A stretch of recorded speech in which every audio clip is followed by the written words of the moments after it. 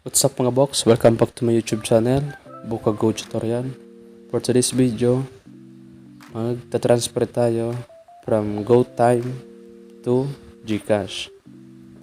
So ito, GoTyme to Gcash. So yan, tingnan natin.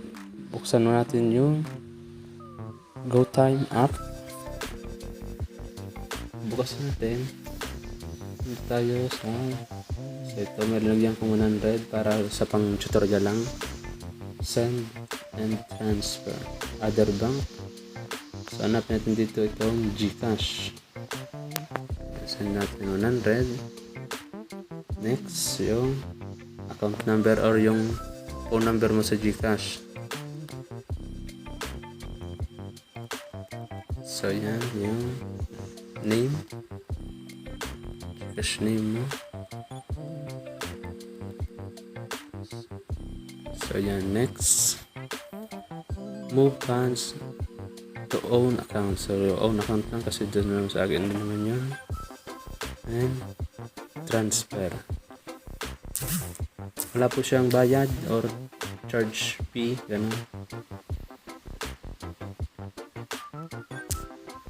So ayan. Ayan nga, na-receive na agad natin sa Gcash. Ayan na.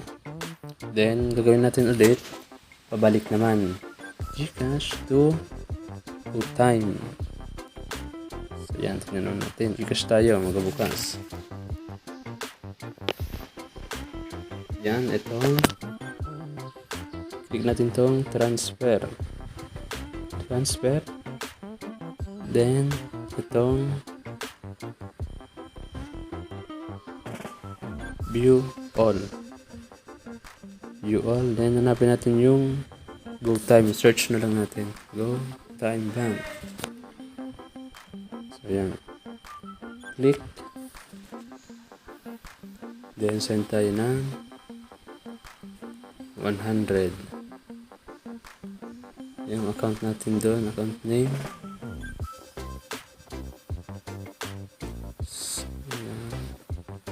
Yung account number. So dito makikita yung account number. May account ito.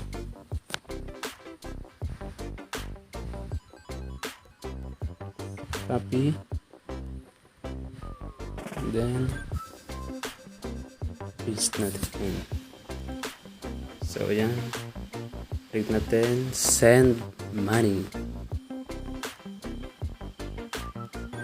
Oh, may charge siyang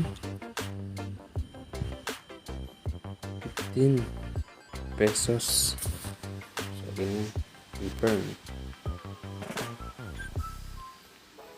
Nag-send siya ng code. Bank transfer.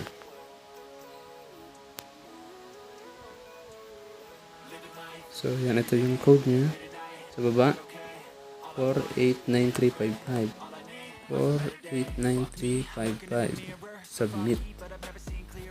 So ayan, transfer. So ayan na nga, receive na natin sa taas. Ayan.